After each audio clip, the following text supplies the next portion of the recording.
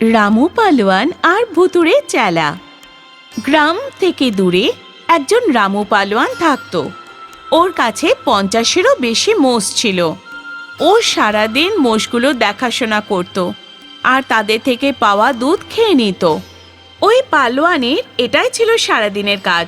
ও দুধ খেয়ে খেয়ে এত শক্তিশালী হয়ে গেছিল যে ওর সামনে কেউ দাঁড়াতেই পারত না। ও নিজের সাথে 50 কেজি লোহার রড রাখত।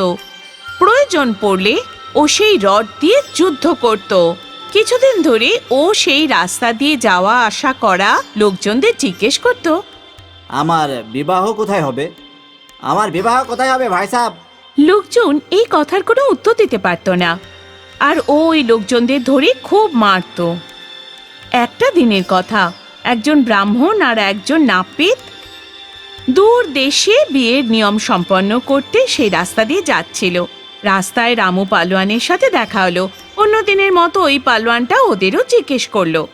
আমার বিবাহ কোথায় হবে? দুজনেই খুবই ভয় পেয়ে গেল। তখন ওরা জানতো যে উত্তর না দিলে এই পালোয়ান ওদের ধরে প্রচন্ড মারবে। তখন নাপিতের একটা বুদ্ধি এলো। ও দূরে একটা গাছ দেখিয়ে বলল, তোমার বিয়ে ওই দিকে হবে। রামু পালোয়ান খুব খুশি হয়ে গেল।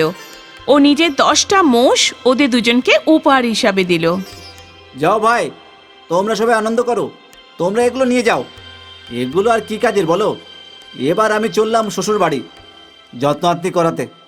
এই বলে সামনে এগিয়ে গেল। রামু পালোয়ান ওই তাল গাছটাকে লক্ষ্য করে পৌঁছে গেল। সেখানে একটা ঝুপড়ি ছিল। তার ভেতর এক মহিলা আর একটা বাচ্চা ছিল। সেখানে গিয়ে পালোয়ান হাজির হলো। ওই মহিলাটা বুঝতে পারল না যে আসলে কে। তারপর ভাবলো যে ওর স্বামীর পরিচিত কেউ হবে, তাই ওকে অতিথিশালায় বসিয়ে দিল আর হাত পা ধোয়ার জন্য মগ আর বালতি দিল ওকে। মহিলার স্বামী যখন ফিরে এলো তখন ওই লোকটাকে ওখানে দেখে অবাক হয়ে গেল যে আসলে লোকটাকে। নিজের স্ত্রীকে জিজ্ঞাসা করলো। তখনও বলল, কি জানি এই লোকটাকে, আমি তো ভেবেছিলাম ও তোমাদের কেউ পরিচিত হবে। আর তোমার মতোই অসভ্য। ও আমাকে একটা চড়ও মেরেছে আর বলছিল নিজের ছেলেকে কেন কাঁদাচ্ছ, এই কথা বলে আমাকে চড়ও মেরে দিয়েছে। এই কথা শুনেই ওর স্বামী রেগে গিয়ে সোজা পালোয়ানের কাছে গেল আর বলল, তুই আমার বৌমাকে মেরেছিস কেন? এই বলে ওর সাথে ঝগড়া শুরু করে দিল। রামও ছিল পালোয়ান। ও এই অসভ্যতা সহ্য করতে পারল না। ও নিজের লোহার রডটা তুলল আর মাথায় এক বাড়ি মারল। ওই লোকটা সেখানেই মরে গেল। আর ওর বউ বলতে লাগলো, হায়, আমার স্বামী একমাত্র সারা ছিল, এবারও মরে গেল। এবার আমি কোথায় যাব? রামু পালোয়ান বলে, আমি ভুল করে ফেলেছি। এর প্রায়শ্চিত্ত তো আমাকে করতে হবে না? আমি তোমাকে বিবাহ করব। আর ওদের বিয়ে হয়ে যায়। দুজন বাড়িতে থাকতে লাগলো। 6-7 দিন কেটে গেল। বাড়ির জমানো আনাজপাতি শেষ হয়ে গেল। তখন ওই মহিলা বলল, কিছু রোজগার করবে নাকি? না এভাবে না খেয়ে মরে যাব? রোজগার না করলে জীবন কাটবে কি করে? রামু পালোয়ান মোষে দুধ খাওয়া ছাড়া আর কোনো কাজকর্মই জানতো না। ওই মহিলাকে জিজ্ঞাসা করলো, কামাই, সেটা আবার কি হয় বলো? মহিলা ওকে বলল, রাজমহলে গিয়ে রাজার কাছে চাষের জন্য কিছু জমি চাও, যাতে চাষবাস করে নিজেদের ধান গম ফলাতে পারবো। রামু পালোয়ান নিজের লাঠি হাতে করে নিয়ে রাজমহলের দিকে চলল। রাজমহল থেকে যখন ও কিছুটা দূরে ছিল আর লোকজন ওকে ওদের কাছে আসতে দেখে সবাই ভয় চোটে কাঁপতে শুরু করে দিল। ও এখানে আসছে তো 2-1জনকে তো মেরেই ফেলবে। রাজা তার মুনিশকে তাড়াতাড়ি ওর কাছে গিয়ে ওকে এখানে আসার কারণ জিজ্ঞেস করতে বলল। মুন্সি রামু পালোয়ানের কাছে গেল আর ওকে এখানে আসার কারণ জিজ্ঞেস করলো। তখন রামু বলল, চাষবাসের জন্য কিছু জমি চাইতে এসেছি আমি। মুন্সি বলল, তুমি এখানেই দাঁড়াও, আমি রাজাকে বলে আসি। মুন্সি রাজার কাছে আসে আর ওর আসার কারণ বলে দেয়। এরপর রাজা মুন্সিকে আদেশ দিলেন, ও যতটা জমি আর যেখানে চাইছে সেটা ওকে দিয়ে দাও। মুন্সি সঙ্গে সঙ্গে রামু পালোয়ানের কাছে যায় আর চালাকি করে একটা জমি দিয়ে দেয়, যেটা শ্মশান ঘাটের কাছে অনুর্বর অবস্থায় ছিল।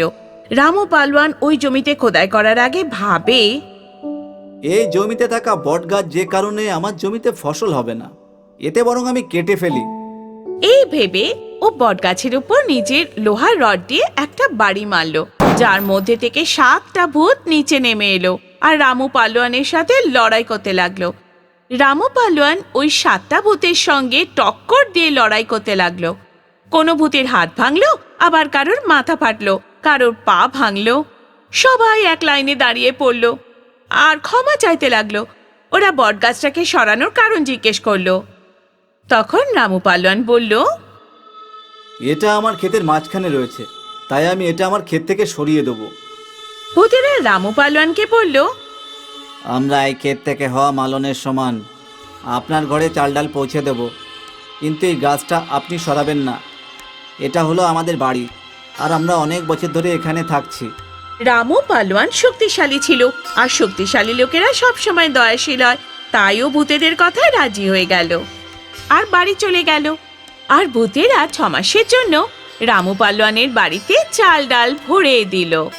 রামু আরামের সাথে জীবনযাপন করতে লাগলো। ভূতেদের কাছে এই চুক্তি খুব মূল্যবান হয়ে গেল। ওরা কাজ করতে করতে রোগা হয়ে যাচ্ছিল। কিছুদিন পর ভূতেদের গুরুদেব সেখানে পৌঁছলো, আর উনি ওদের সবাইকে রোগা দেখে কারণ জিজ্ঞেস করলো। আর সমস্ত ভূতেরা বলল, একজন রামু পালোয়ান আছে, যার চাকরগিরি করতে আর তার বাড়িতে জিনিসপত্র পৌঁছে দিতে হবে। এই সব কাজ করতে আমাদের সময় চলে যায়, যার জন্য আমরা সবাই রোগা হয়ে যাচ্ছি। গুরুদেবের এই কথাগুলো খারাপ লাগলো, আর প্রতিশোধ নেওয়ার জন্য বিড়ালের রূপ ধারণ করে রামু পালোয়ানের বাড়িতে গিয়ে পৌঁছলো। রামু পালোয়ানের বাড়িতে বিড়াল রোজ দুধ খেয়ে নিত, আর ও খুব সমস্যায় পড়ে গেল। আজ শিক্ষা দেওয়ার জন্য রামু পালোয়ান দরজার আড়ালে লাঠি নিয়ে দাঁড়িয়েছিল। বাইরে থেকে আসা ভূতেদের গুরুদেব ওই রামু পালোয়ানকে দরজার পেছনে লুকিয়ে থাকতে দেখে ফেলল, আর ঘাপটি মেরেছিল যে কখন ওর চোখের আড়াল হয়ে ওর উপর ঝাঁপিয়ে পড়বে।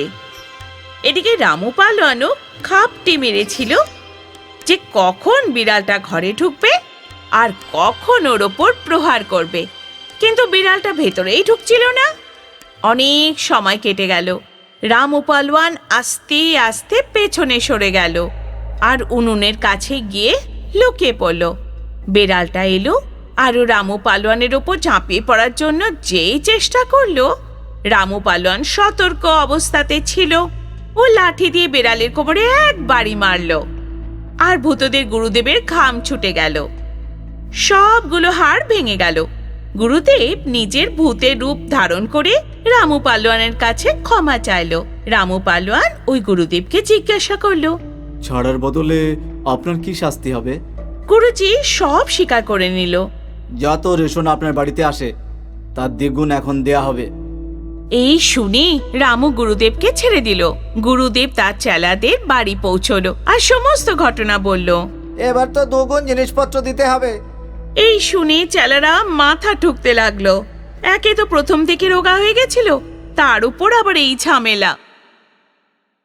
তাহলে বন্ধুরা, এরকম গল্প দেখতে হলে আমাদের চ্যানেলকে সাবস্ক্রাইব করুন আর বেল আইকন প্রেস করুন, যাতে আপনার কোনো গল্প মিস না হয়। আবার গল্পে দেখা হবে। Bye bye.